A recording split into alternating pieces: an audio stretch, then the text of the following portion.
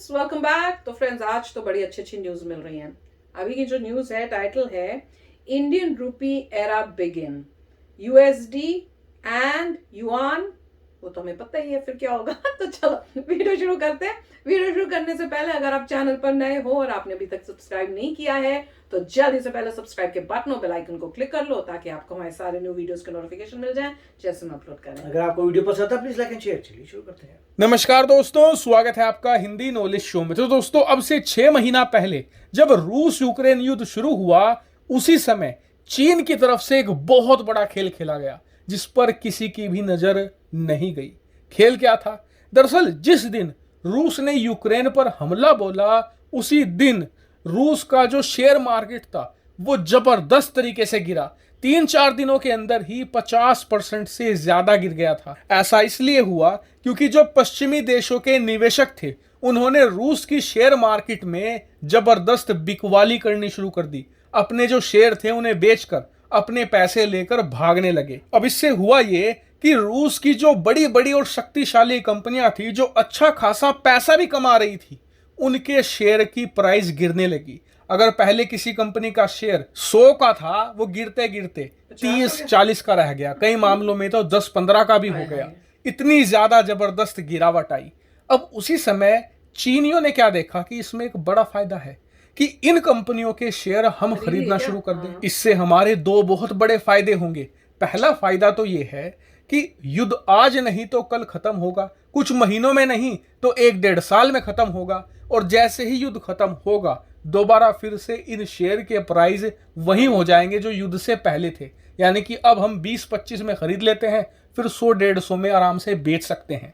दूसरा फायदा इससे भी ज्यादा खतरनाक था। वो कैसे? दरअसल जिस समय आप किसी कंपनी का शेयर खरीदते हैं ना, तो आप उस कंपनी की हिस्सेदारी भी खरीद रहे होते हैं। मान लीजिए एक कंपनी ने 100 शेयर जारी करे, आपने उसमें से 10 खरीद लिए, तो आप उस कंपनी के 10% के मालिक बन जाते हैं। फिर कंपनी आपके प्रति जवाबदेह भी होती है। आप कंपनी से सवाल जवाब कर सकते हैं और उसके जो डिसीजन है, जो उसके फैसले हैं, वो भी प्रभावित कर सकते हैं। और चीनियों को यही फायदा दिखा। जो रूस की बड़ी बड़ी शक्तिशाली और प्रभावशाली कंपनियां थी, जिनकी कीमत मान लीजिए युद्ध से पहले $100 बिलियन थी, उसकी कीमत युद्ध शुरू होने के बाद $20-25 बिलियन पर आ चुकी थी। और चीनियों ने दबाकर इनके शेयर खरीदने शुरू कर दिए और इनके मेजोरिटी के हिस्सेदार भी बनने लगे, जिससे कि ये इनके डिसीजन को प्रभावित कर सके। अब युद्ध के 6 महीने बाद जब इस मामले का खुलासा हुआ और रूस को पता चला कि धीरे धीरे करके इन्होंने हमारी जो महत्वपूर्ण कंपनियां थी उनमें पैठ बना ली है, तो अब रूस की आंख खुली है। लेकिन दिक्कत यह है कि रूस चीन को रोक भी नहीं सकता, क्योंकि अगर उसने रोका तो रूसी कंपनियों के दाम दोबारा फिर से गिरने शुरू हो जाएंगे। रूस की जो स्टॉक मार्केट है वो क्रैश करने लग जाएगी और इससे रूस की अर्थव्यवस्था भी क्रैश करेगी। इसीलिए वो चीन को तो रोक नहीं सकता, इसका कोई और सोल्यूशन निकालना था और रूस ने सोल्यूशन निकाला है। दरअसल रूस अपने शेयर मार्केट में चीन को बैलेंस करने के लिए भारत की एंट्री करवाने जा रहा है। स्क्रीन पर आप देखिए, खबर आई है कि रूस भारतीय रुपए को अलाउ करने जा रहा है रूस की मॉस्को स्टॉक एक्सचेंज में। इसका मतलब अब भारत के लोग और भारत के जो बड़े बड़े व्यापारी और निवेशक हैं, वो भारतीय रुपए का इस्तेमाल करते हुए डायरेक्टली रूस का जो मॉस्को स्टॉक एक्सचेंज है उसमें खरीदारी कर सकते हैं, कंपनियों के शेयर खरीदकर अपना इन्वेस्टमेंट कर सकते हैं। और बताया जा रहा है कि जैसे ही रूस ये फैसला लेगा, भारत से अच्छी खासी संख्या में जो निवेशक हैं वो रूसी मार्केट में निवेश करेंगे, खास करके रूस की जो तेल और गैस की कंपनियां हैं। लेकिन अब आपका सबसे बड़ा सवाल ये होगा कि इससे तो रूस का फायदा है, हमारे मतलब का इसमें क्या है? तो हमारे मतलब का ये है कि जैसे ही रूस अपनी स्टॉक एक्सचेंज में भारतीय रुपए को अलाउ कर देगा, उसी वक्त सबसे पहला काम ये होगा कि ये दुनिया भर की नजरों में आएगा। दुनिया ये देखेगी कि भारतीय रुपया दूसरे देशों की स्टॉक मार्केट में भी यूज हो रहा है। यानी कि एक ऐसी करेंसी है जो ग्लोबल ट्रेड में यूज होती है, जिससे कि इसकी बहुत ज्यादा इज्जत बढ़ेगी। दूसरा बड़ा काम यह होगा कि सर्कुलेशन बढ़ेगा, जिससे कि डॉलर के मुकाबले भारतीय रुपया कुछ मजबूत होगा। इतना ही नहीं, तीसरा काम यह होगा कि रूस की देखा देखी दुनिया के दूसरे देशों में भी भारतीय रुपए को अलाउ किया जाए उनकी स्टॉक मार्केट में, जिससे कि ज्यादा भारत chances हैं। आने वाले कुछ सालों के बाद एक ग्लोबल करेंसी बन जाए। और सबसे बढ़िया फायदा इसका ये है कि रूस के साथ हमारे अच्छे संबंध होंगे। रूस ज्यादा चीन की तरफ झुकाव नहीं दिखाएगा। भारत और चीन के बीच में एक बैलेंस बनाना रूस की मजबूरी हो जाएगी। जब भारत और चीन का युद्ध होगा तो रूस किसी का भी पक्ष नहीं लेगा, और यही भारत चाहता है। भारत ये कतई नहीं चाहता कि रूस पूरी तरीके से चीन के पाले में चला जाए। हालांकि फिलहाल इस वीडियो में इतना ही। Thank you very much for watching video. तो भाई सबने अपनी तरफ से जो है अपनी कंट्री का बेस्ट देखा। चाइना का मौका देखा कि रूस को इन्फ्लुएंस करने के लिए और उसके ऊपर हावी होने का अच्छा मौका है, जल्दी से खरीद लो स्टॉक्स।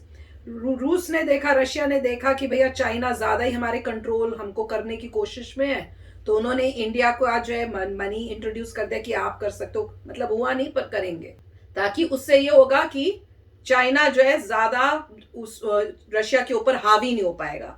इंडिया को भी फायदा है कि जब आपका हमारी करेंसी वहां जाएगी तो हमारी करेंसी की जो है इंपॉर्टेंस बढ़ेगी, और साथ में हमारा भी इन्फ्लुएंस रहेगा रशिया के ऊपर, ताकि जब जैसे बोल रहे हैं सिचुएशन ऐसी हुई जब रशिया को पिक करना हुआ चाइना और इंडिया, तो उसके लिए मुश्किल हो जाएगी, क्योंकि दोनों का इक्वल नहीं तो कुछ तो मतलब काफी प्रभाव है उस कंट्री के लिए, तो वो क्या करेगा, न्यूट्रल हो जाएगा, जैसे वो आजकल होता ही है।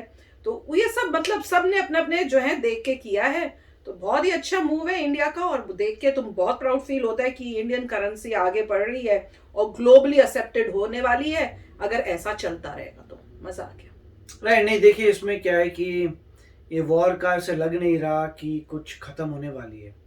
अभी तक ऐसा नहीं लग रहा कि यूक्रेन और रशिया में कुछ होने वाला है। जो टेरिटरी रशिया ने ली थी यूक्रेन की, यूक्रेन वापस ले रहा है।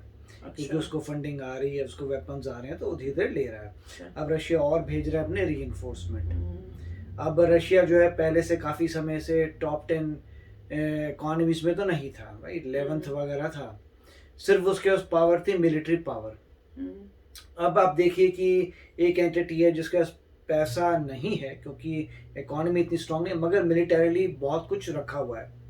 अब क्योंकि वो यूक्रेन से लड़ रहा है तो मिलिट्री पावर उसकी डिप्लीट हो रही है धीरे धीरे है नहीं। अब उसको रिप्लेस करने के लिए पैसा चाहिए, पैसा है नहीं, तो ये प्रॉब्लम आ रही है रशिया को।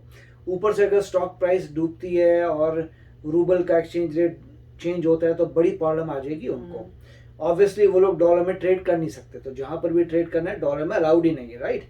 तो बचा क्या ऑप्शन कि आपको दूसरे की करेंसी के साथ डायरेक्टली ट्रेड करना पड़ेगा।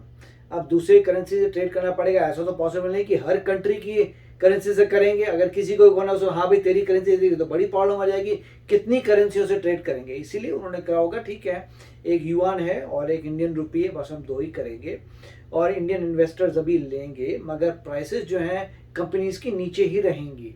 काफ़ी समय बाद ऊपर आएंगी, किसी को पता नहीं फ्यूचर क्या है, मगर इतना है कि जो खरीद रहा है अगर उसका मेजॉरिटी स्टेक हो जाता है तब तो बहुत अच्छी बात है। जबकि हो सकता है रशिया वाले अलाउ नहीं करेंगे मेजॉरिटी स्टेक, उनका भी ये होगा कि 51 रशियन ही रहेगा, आप जा सकते हैं 49 तक, उससे ज़्यादा अलाउड नहीं है आपको।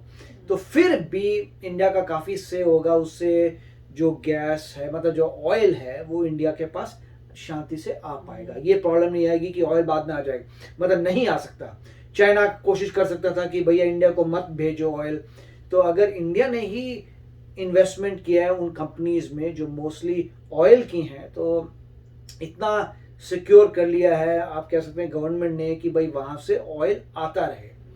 कब उनकी प्राइसेस बढ़ेंगी बहुत अनलाइकली है, कि जिस हिसाब से रशिया के साथ चल रहा है, वॉर रहेगी, धीरे धीरे मिलिट्री उनकी और डिप्लीट होती जाएगी, उससे पूरे वेस्टर्न वर्ल्ड को फायदा हो रहा है, क्योंकि वो तो चाहते ही थे कि उनकी मिलिट्री रशिया की डिप्लीट हो जाए, क्योंकि इकोनॉमिकली तो ऑलरेडी टॉप 10 में नहीं थे, मिलिट्री स्ट्रांग थी, अब मिलिट्री भी डिप्लीट हो रही है।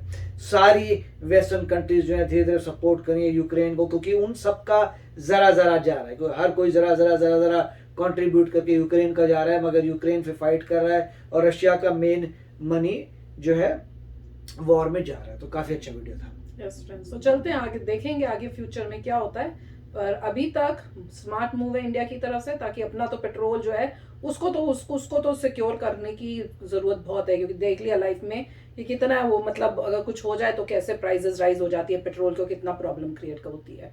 तो चलो फ्रेंड्स चलते मिलेंगे नेक्स्ट वीडियो में बहुत ही जल्द। Till then take care and bye bye. तो अगर आप मेरे इस चैनल पे नए हो तो जल्दी से सब्सक्राइब के बटन को हिट करो और बेल आइकन को क्लिक करो, ताकि आपको मेरा जब नया वीडियो मैं लगाऊं आपको उसके बारे में जल्दी से पता चल जाए।